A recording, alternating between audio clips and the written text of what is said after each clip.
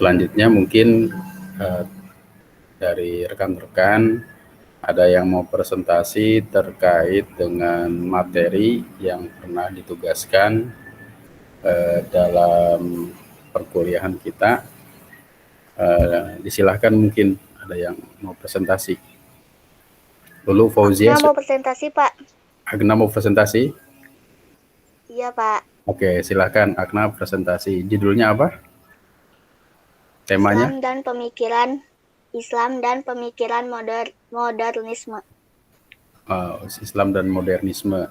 Ya, Agna silahkan diaktifkan videonya dan silahkan bentar, kita presentasi sambil menunggu Agna dan sambil menunggu rekan-rekan yang lain.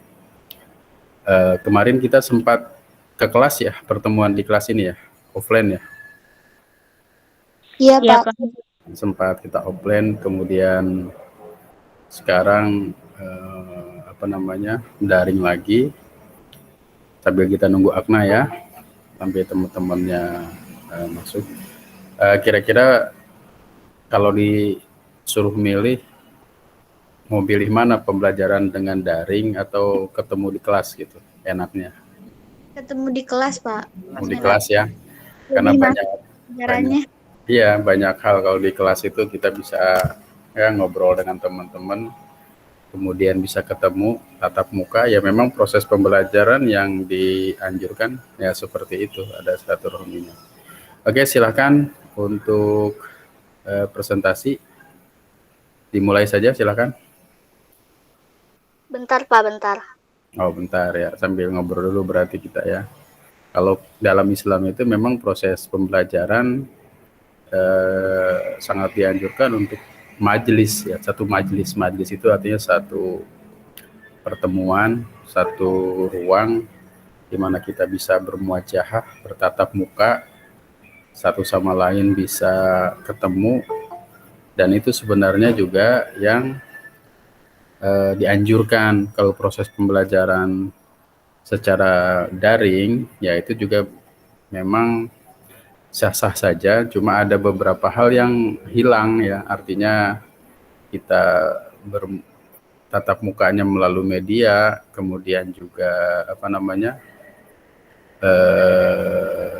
tidak bisa, terbataslah bahasanya kita untuk bertemu atau bertatap muka, ngobrol sana sini.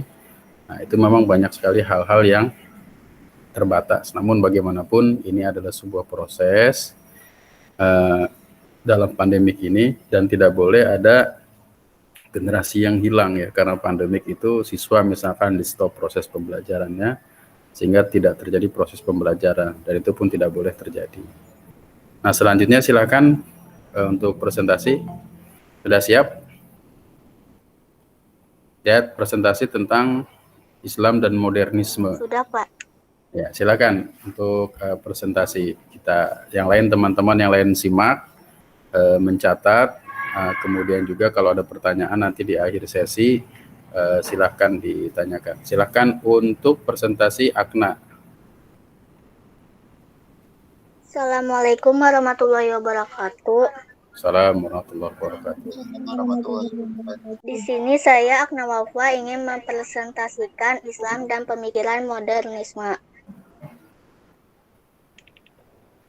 Di sini ada tema bahasan, kemunculan, definisi, prinsip-prinsip pemikiran politik modernisme Islam, kritik terhadap modernisme Islam, sumbangan modernisme Islam, dan modernisme Islam di Indonesia.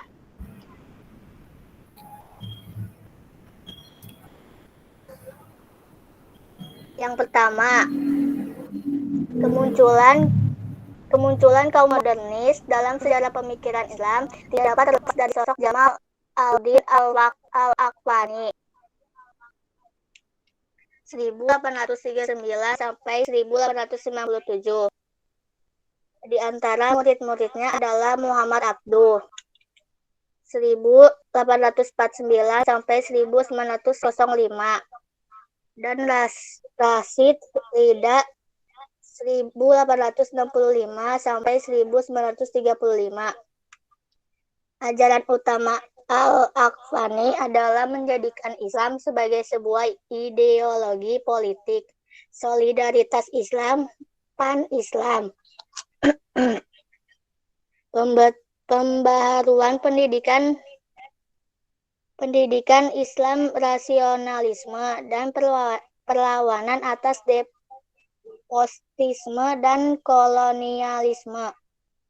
Dari karakteristik perjuangan Al-Aqfani dan murid-muridnya, modernisme merupakan bentuk perlawanan terhadap dua hal, yakni internal, reaksi terhadap praktek dan pemikiran kalangan Islam tradisionalis dan kehidupan umat Islam pada umumnya.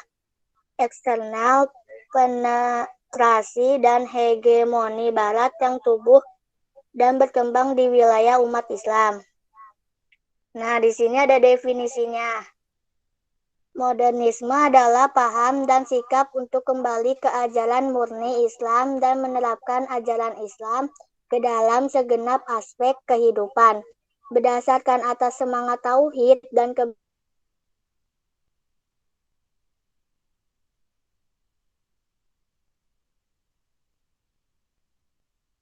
berpikir sesuai dengan perkembangan zaman. Ada dua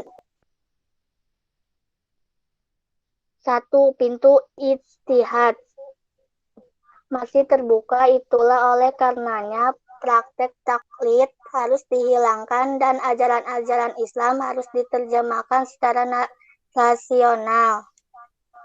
Dua, tauhid lebih dari sekedar persoalan hablum min Allah, hubungan manusia dengan Tuhan, namun juga memiliki kaitan erat dengan persoalan hablum min al-nas, hubungan antar sesama manusia. Dengan konsep sedemikian, maka Islam tidak memisahkan urusan-urusan rohanian dengan urusan keduniaan. Nah, di sini ada prinsip-prinsip pemikiran politik modernisme Islam. Ada dua permasalahan yang menjadi prinsip pemikiran modernisme di dalam dunia politik. Pertama, berhubungan dengan sejauh mana doktrin Islam berperan di dalam politik. Dan kedua, mengenai penyikapan kedudukan praktek politik kaum pendahulu atau salaf dalam kehidupan modern. Pada persoalan pertama, kaum modernis meyakini bahwa ajaran Islam memiliki relevansi sosial dan politik dalam menjalankan perannya itu dan akomodatif kepada beragam pemikiran kekinian. Dalam soal kedua, yakni menyikapi kedudukan kehidupan zaman Nabi dan Khulafaur Rasyidin, kaum modernis berpandangan bahwa yang berpenting adalah melakukan penafsiran kembali yang ada pada masa lampau itu. Nah, di sini ada kritik terhadap modernisme. Keyakinan bahwa Islam sebagai ajaran yang mencakup semua bidang telah dikritik sebagai pembelaan dan sikap apologetik atas upaya Islamisasi di semua bidang yang kerap berlebihan, termasuk dalam hubungannya dengan kehidupan politik. Formalisasi Islam memicu timbulnya ide tentang sekularisasi dan pemahaman Islam yang lebih substansial. Keyakinan bahwa ajaran Islam hanya memberikan landasan atau prinsip dasar dalam kehidupan masyarakat, termasuk politik, telah menimbulkan kritik atas sikap permisif, bahkan pragmatis, atas ide-ide non-Islam, memicu tuduhan telah berkontribusi atas keterpurukan kembali umat Islam. Sumbangan modernisme Islam. Yang kesatu, menyadarkan umat Islam akan kewajiban sosial seorang muslim. Islam sebagai sesuatu yang layak untuk dijadikan pedoman menyusun tatanan dan diajarkan. Islam juga sebagai landasan dalam memahami modernisasi dengan segenap aspek dan dampaknya. 2. Menyebabkan isu politik sentral seperti negara, bangsa, dan demokrasi menjadi tema kajian atau pemikiran yang tidak asing bagi umat Islam. Yang kedua, sikap positif atas nasionalisme turut menguatkan kaum bumi putera dalam upaya merebut kemerdekaan dari tangan penjajahan. Yang keempat, membangkitkan semangat untuk berperan dalam soal-soal sosial, pendidikan, ekonomi, dan budaya, memicu umat untuk lebih mandiri dan percaya diri dalam mengelola segenap aspek kehidupan dan masa depannya. Yang kelima, dengan semangat pembaharuan dalam dunia pendidikan dan dakwah, kalangan modernis juga berkontribusi dan dengan digunakannya lingua franca bagi masyarakat setempat. Penggunaan lingua franca telah menyebabkan kaum modernis turut berkontribusi dalam mengembangkan bahasa persatuan dan nasionalisme. Nah, modernisme Islam di Indonesia. 1. Masuknya modernis Islam di Indonesia diyakini telah berlangsung sejak akhir abad ke-19. Yang kedua, ide-ide modernisme Islam pada awalnya berkembang pesat di wilayah Sumatera Barat. Telah dimulai sejak masa sebelum Perang Paderi. Yang ketiga, dalam perkembangannya terhadap tokoh dan organisasi politik yang diidentikan dengan gerakan modernisme Islam. Yang keempat, tokoh dan organisasi itu memiliki pengaruh yang tidak sedikit bagi tegak dan utuhnya negara, serta dalam kehidupan politik pada umumnya hingga saat ini. Sekian presentasi dari saya. Mohon maaf apabila ada kekurangan dan kesalahan. Wassalamualaikum warahmatullahi wabarakatuh. Assalamualaikum warahmatullahi wabarakatuh. Oke, tadi ada presentasi ya terkait dengan Islam dan modernisme, dan presentasi sudah disampaikan, dan mungkin teman-teman tadi ada yang menyimak, ada yang melihat, ada yang mendengar ya. Karena itu jika ada hal-hal yang ditanyakan terkait dengan Islam dan modernisme ini, silahkan disampaikan kalau ada. Ada yang mau menyampaikan? Oke, sebelum ada yang menyampaikan, saya ingin menyampaikan juga bahwa permasalahan modernisme itu kan secara harfiah kita pahami sesuatu yang modern. Modern itu artinya kekinian. Nah, kekinian itu bisa berarti yang lalu sudah usang, artinya yang lalu dianggap sudah tidak update lagi. Itu bisa juga kita maknai sebagai modern. Maka lawan kata modern adalah tradisional. Nah, karena itu banyak istilah-istilah yang menghiasi dalam pemikiran Islam. Itu kita kenal ada istilah Islam modern, ada Islam tradisional, dan itu hanyalah hanya kata-kata saja yang pada intinya sebenarnya Islam itu adalah sebuah ajaran yang sesuai dengan konteks zamannya, atau yang disebut juga salihun likulli makan wa zaman. Jadi Islam itu konteksnya adalah sesuai dengan setiap keadaan dan setiap tempat. Nah, dalam prosesnya modernisme ini muncul karena beberapa faktor.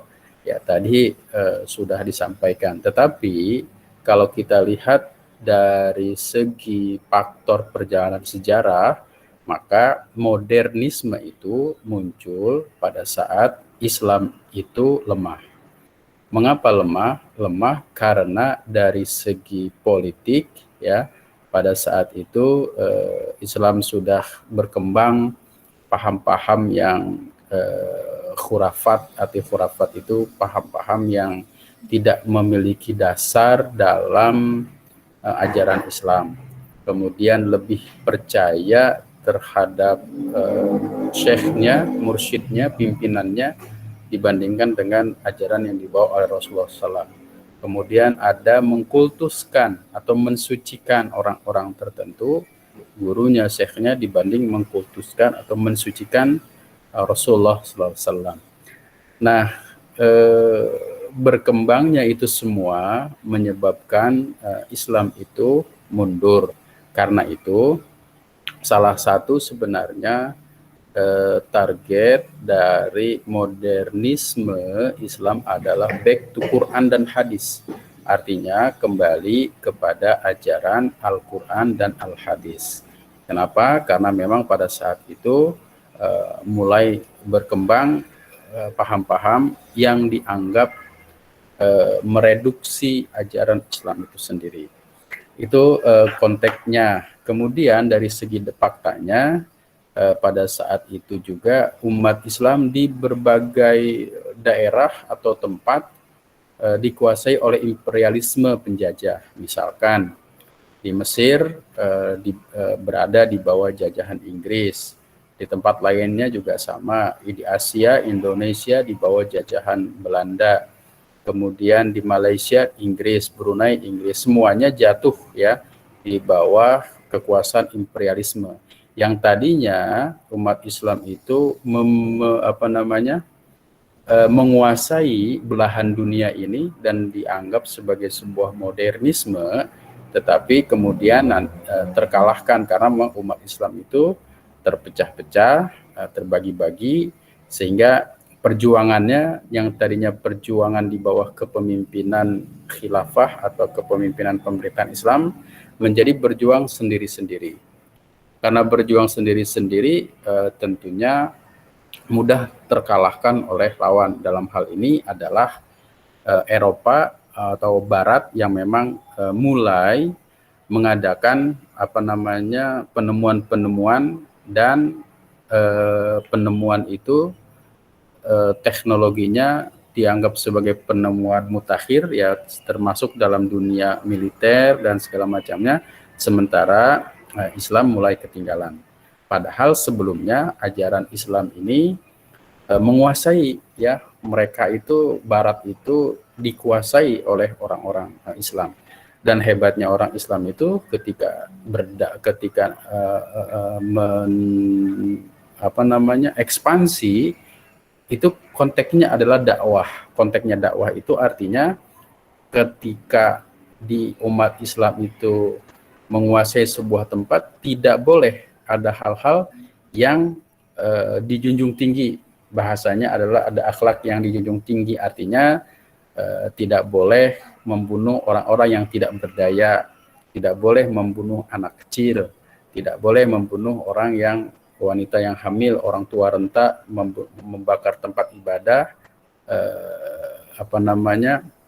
menghancurkan hewan dan segala macamnya, bahkan menebang pohon-pohon itu juga menghancurkan pohon-pohon tumbuhan itu dilarang. Artinya ketika berperang saja umat Islam ada adabnya. Nah, ini berbanding terbalik dengan apa yang ada di perkembangan Eropa pada saat itu. Nah, kemudian setelah umat Islam itu jatuh ya, artinya hampir sebagian besar wilayahnya dikuasai oleh imperialisme penjajah, maka para ulama berpikir, ini apa ini? Maka dalam konteks ini ada seorang ulama dari Sumatera datang bertemu dengan seorang ulama, kemudian dia bertanya, limadza ta'akhkharul muslimun wa taqaddamul akharun? Mengapa orang Islam itu sekarang mundur sementara orang di luar Islam itu maju? Nah, salah satu jawabannya adalah ta'akhkharul muslimun li'annahum yabta'iduna min kitabihim. Jadi orang Islam itu mundur karena dia jauh dari kitab sucinya ya. Artinya kalau umat Islam itu ingin maju, maka dia berpegang teguh kepada kitab sucinya atau Al-Qur'annya. Nah, sementara orang Barat itu maju karena dia meninggalkan kitab sucinya. Ya, kenapa? Karena di perkembangan di Barat itu ya, kemudian dianggap maju, mereka ya, agama itu ditentangkan dengan pengetahuan. Nah, misalkan saudara bisa cari ya di dalam mesin pencari Google dan segala macamnya, ada istilah inkuisisi ya. Itu dominasi gereja begitu kuat terhadap ajaran-ajaran agama di barat pada saat itu, sehingga menimbulkan perlawanan, menimbulkan perlawanan itu kenapa? Karena ilmu pengetahuan pada saat itu di bawah dominasi kekuasaan gereja. Tidak boleh menentang pendapat gereja. Selama menentang pendapat gereja, maka orang-orang itu akan diinkuisisi, akan disiksa, akan diperlakukan dengan alat-alat siksaan yang bisa dicari, alat-alat inkuisisinya berbagai macam itu ada. Nah, sementara umat Islam itu sebenarnya ajarannya adalah mengikuti tidak dunia apa?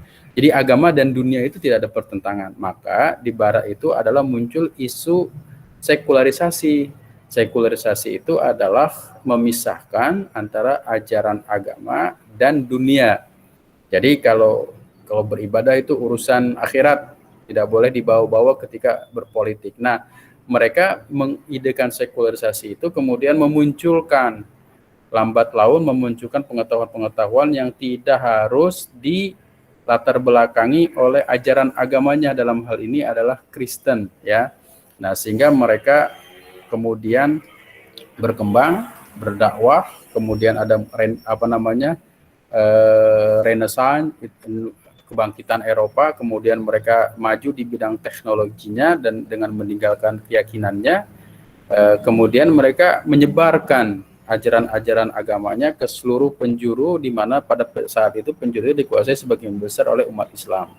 Mereka punya prinsip gold, glory, and gospel. Jadi mencari harta, menyebarkan ajaran Kristen, dan kemudian mencari kekayaan ya, gold, glory, kekayaan, kejayaan, dan menyebarkan ajaran agamanya.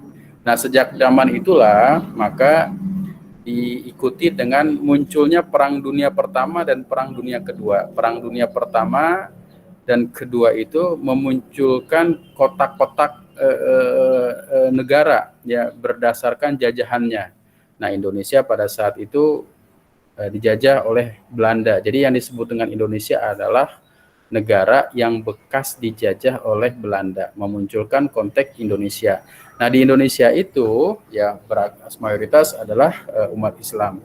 Nah, jadi kalau dikaitkan dengan modernisme ini, maka modernisme ini sangat dikaitkan juga dengan limadza ta'akhurul muslimun. Kenapa orang Islam itu tertinggal bahasanya. Nah, maka harus ada perbaikan-perbaikan di berbagai segi. Karena itu patut kita untuk mempelajari pemikiran-pemikiran seperti Muhammad Abduh, Jamal Al-Afghani, dan lain segala macamnya. Karena pemikiran-pemikiran mereka itu luar biasa dalam upaya bagaimana menggerakkan agar umat Islam itu bersatu dan merujuk kepada Al-Quran dan Al-Hadis, dan menghilangkan atau menjauhkan diri dari cerita-cerita hal-hal tradisi-tradisi yang memang tidak berdasar dalam ajaran Islam. Nah, itu saja mungkin terkait dengan moderasi, dengan tadi namanya judulnya apa tadi? Judulnya adalah Islam dan Modernisme. Nah, seperti modernisme pun sekarang muncul di Indonesia ini dengan istilah moderasi. Moderasi itu sebenarnya bagian dari modernisme.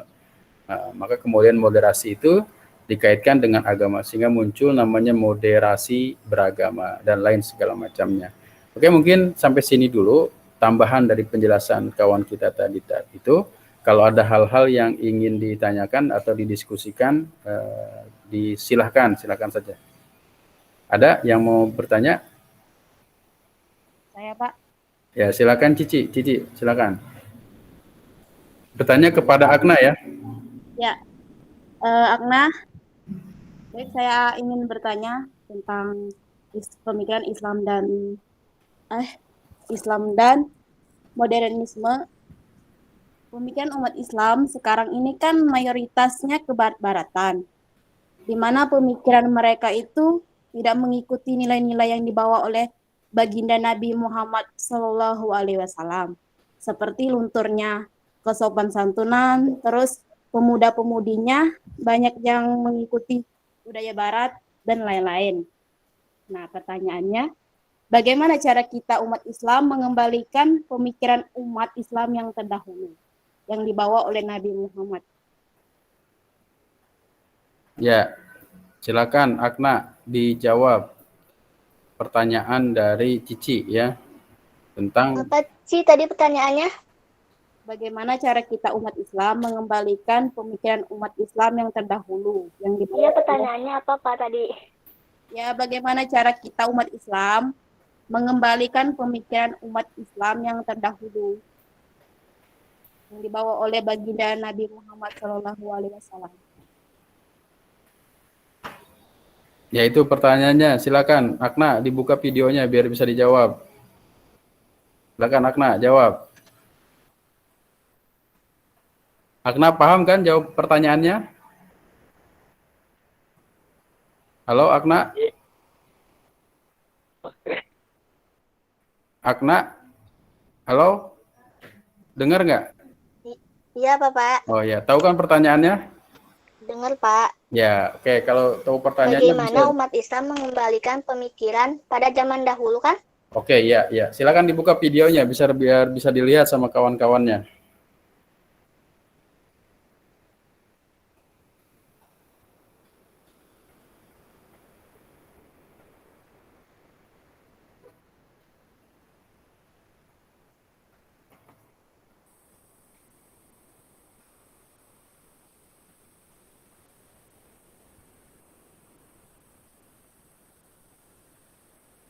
Ya, Akna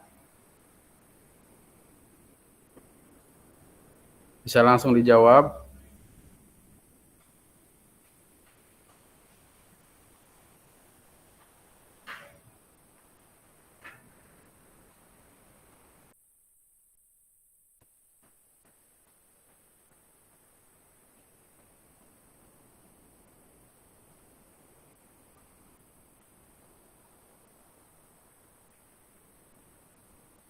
Halo, Akna. Akna bisa langsung dijawab.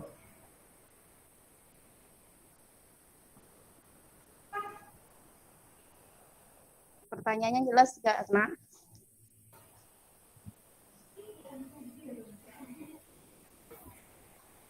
Ya, sambil menunggu Akna untuk menjawab.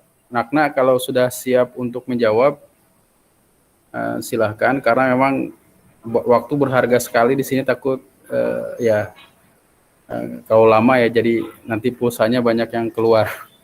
Jadi terkait dengan pertanyaan tadi itu sebenarnya masalah-masalah modernisme itu kan terkait dengan lima zata'akhurul muslimun. Bagaimana cara kita mengembalikan pada ajaran Islam di awal itu, ya maka kita bisa memahami begini, jarak antara kita dan Rasulullah itu cukup jauh. Nah, semakin jauh jaraknya itu, bisa saja mungkin akan semakin berbeda kemampuan dari setiap generasi. Karena generasi yang terbaik adalah generasi pada masa Rasulullah dan pada masa sahabat. Nah, pada masa sahabat terus sampai ke kita ini sekarang sudah beragam perkembangan dunia ini yang begitu pesat. Nah, cara kita mengembalikan itu adalah yang menguasai ilmu pengetahuan dan teknologi yang pertama, yang kedua kembali ke dalam ajaran Islam. Ajaran Islam itu cukup luar biasa dan pada masa dahulu dipraktekkan. Ya, jadi tidak hanya retorika saja ya. Seperti misalkan dalam Al-Qur'an itu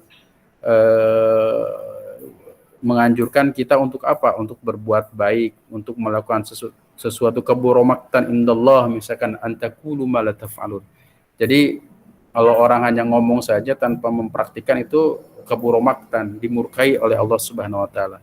Nah, umat-umat terdahulu itu mempraktikkan. Ya, jadi tidak hanya sebatas retorika saja.